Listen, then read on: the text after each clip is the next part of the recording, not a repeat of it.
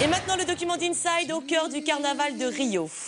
De la musique, de la danse, des fêtes, des plumes et des paillettes. Pendant une semaine, la capitale brésilienne a vécu au rythme du carnaval le plus célèbre au monde. Mais allez-y, continuez. Hein. Je ne l'ai pas dans le sang, naturellement. Ah si, vous l'avez bien. Non, c'est vous, j'insiste.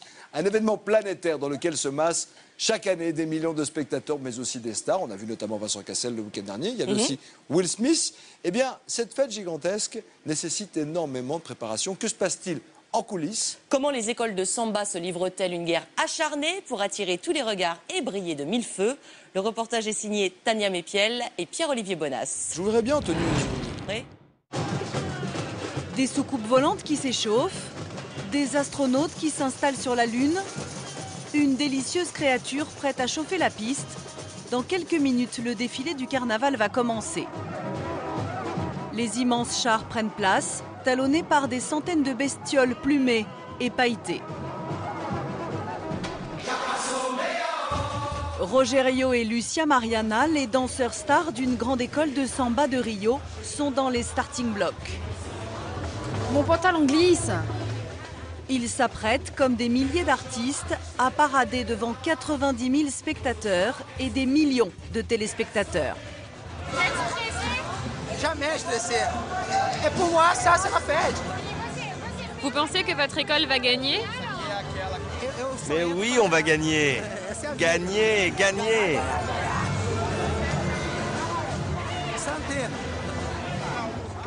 Allez-y, descendez.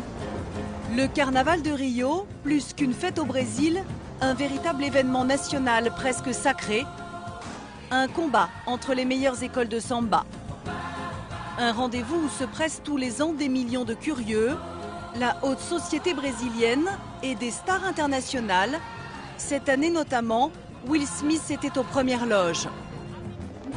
Chars grandioses, costumes délirants, l'école qui fera sensation remportera la victoire. Découvrez les coulisses de cette compétition devenue l'un des plus grands spectacles du monde.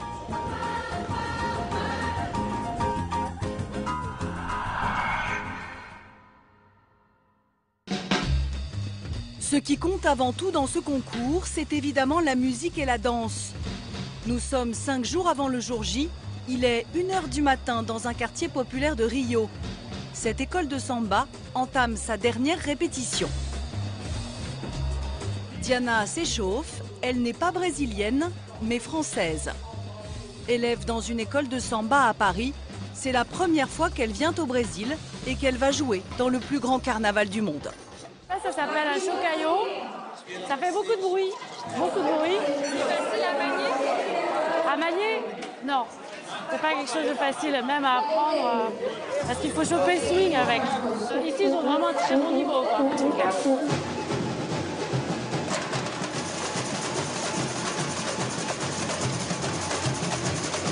Pour jouer ici, Diana a dû répéter pendant des mois en France, puis passer des sélections. Les Brésiliens ont la samba dans le sang. L'école recrute ses petites vedettes, très jeunes.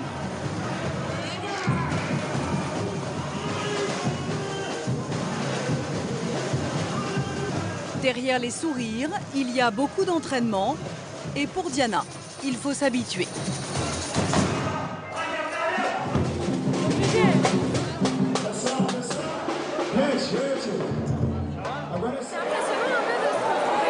La première fois, oui. La première fois, c'est sûr.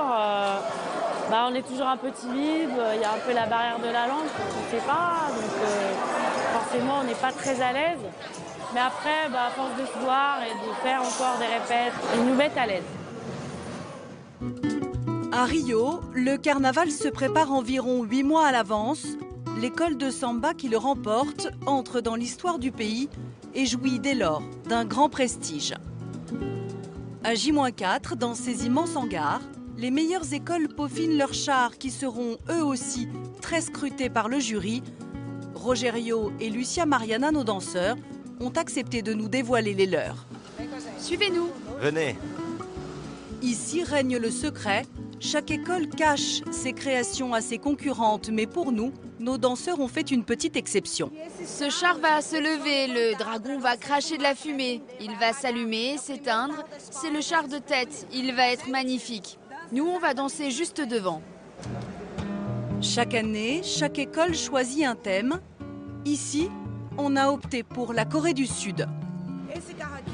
Ce char-là, le tigre, il représente les jeux électroniques. Il va s'actionner, bouger, s'illuminer. On l'a vraiment créé pour qu'il représente la modernité. Nous sommes à 4 jours du défilé et c'est loin d'être terminé, mais pas d'inquiétude apparente. Vous avez peur un peu? Peur? De quoi? Non. Je défile depuis que je suis toute petite. C'est un plaisir. On ressent plus d'émotion que d'anxiété.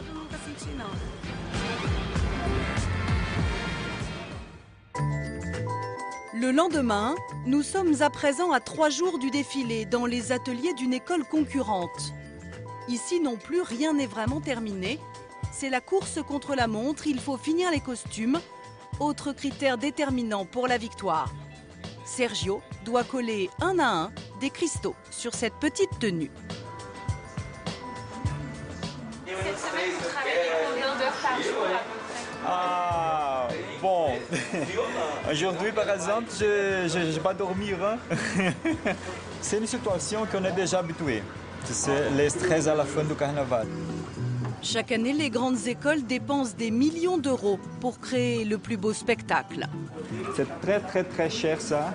Ça coûte par exemple 80 000 réals, un costume complet comme ça. Tu sais. Soit 30 000 euros le costume. Comme ça, par exemple, chaque plume, ça coûte 160 réals chacun. 60 euros la plume.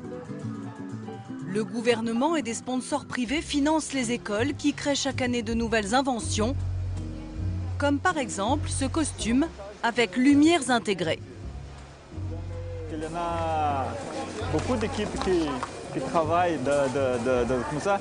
Une équipe fait la montage, une autre équipe fait la peinture et dans la dernière équipe met la lumière. Dans cette école, comme dans toutes les autres, des centaines de personnes s'activent dans une chaleur étouffante. Une vraie fourmilière. Vous avez un problème?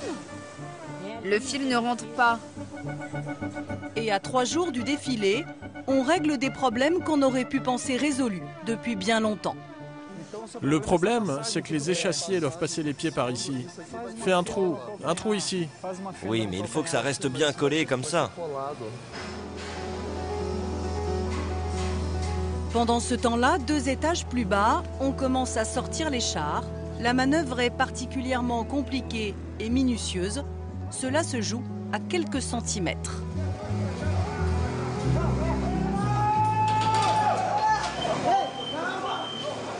Hé, on se calme, on ne crie pas. On va baisser la plateforme.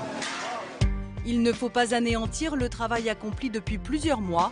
Dans 72 heures, ces chars seront sous les feux des projecteurs.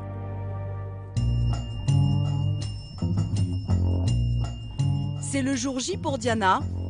Nous la retrouvons dans la maison qu'elle a louée avec d'autres musiciens français. Dans quelques heures, ils vont défiler. Elle va pouvoir étrenner son costume. Comment ça se met en fait? Comme une robe, par en dessous. Et là, il y a l'ouverture pour la tête, les bras. Et ça, c'est le chapeau. Si on vous avait dit un jour, tu vas défiler au carnaval? Non, j'aurais dit non, c'est pas possible, j'y crois pas.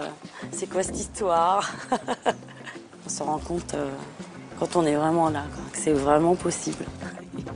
Pour cette auxiliaire parentale parisienne, défiler ici, c'est une forme de consécration. Allez, c'est parti! Punaise! Chaque année, ils ne sont qu'une poignée de Français à avoir le privilège de jouer au Carnaval de Rio. Direction le Sambodrome, l'immense artère de 90 000 places où les écoles de samba paradent chaque année. À 1 heure du défilé, les milliers d'artistes qui défilent, 3 000 en moyenne par école, commencent à peine à se costumer. Le carnaval a beau être une énorme machine ultra rodée, dans les coulisses, c'est le système D. Vous avez bien ici? Oui, entre les camions. On n'a pas de vestiaire. Voilà, ça ressemble un peu à quelque chose là. Le carnaval fonctionne comme le football. Les écoles concourent dans plusieurs catégories. Diana défile au sein de ce qui pourrait être la Ligue 2. Pourtant déjà la magie opère et à quelques minutes du top départ, la Française est remuée. Là je commence à halluciner.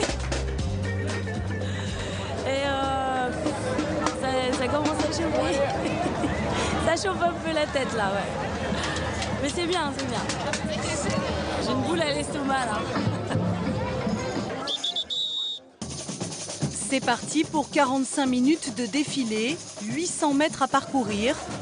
Un spectacle rediffusé en direct à la télévision devant des millions de téléspectateurs. Cachée au milieu des plumes, Diana savoure l'instant. Mais malgré les paillettes, personne n'oublie que le spectacle est un concours, surtout lorsque les écoles de niveau Ligue 1 entrent en piste. C'est une véritable bataille de couleurs et de lumière. Malgré les imprévus comme une jupe qui tombe, il faut continuer. C'est justement ce genre de mauvaise surprise que redoute Sergio, notre couturier. En coulisses, il termine de fixer le fameux costume en strass qu'il a terminé la veille. Il faut pas que ça glisse. Il faut bien attacher parce qu'elle ça bouge beaucoup. C'est une jeune starlette qui s'est faufilée dans la petite tenue. Sergio va défiler à ses côtés dans l'ombre. Dans sa poche, des ciseaux de secours. Et les ciseaux, c'est pour réparer. Réparer, couper quelque chose qui ça tombe, quelques plumes qui ça reste comme ça, on coupe, tu sais. Il doit être vite. Pour le jury qui scrute le spectacle à l'abri des regards, chaque détail compte.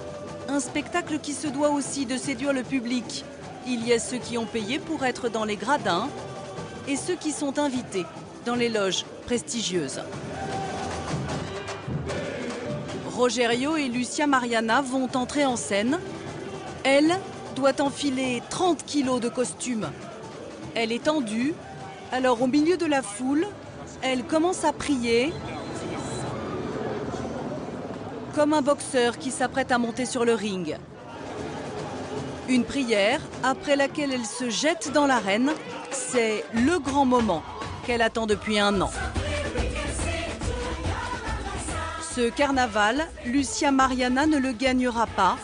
C'est cette école-là qui, cette année, a remporté la victoire avec son tatou géant, ses immenses cigales et ses tournesols qui dansent. 50 minutes Inside, c'est terminé. Merci de nous être toujours aussi fidèles. Rendez-vous la semaine prochaine, mais d'ici là, ce soir, après le 20h. Ce soir, The Boys. On compte sur vous. Oh là là, Luc, lumière voilà, on est déjà dans l'ambiance.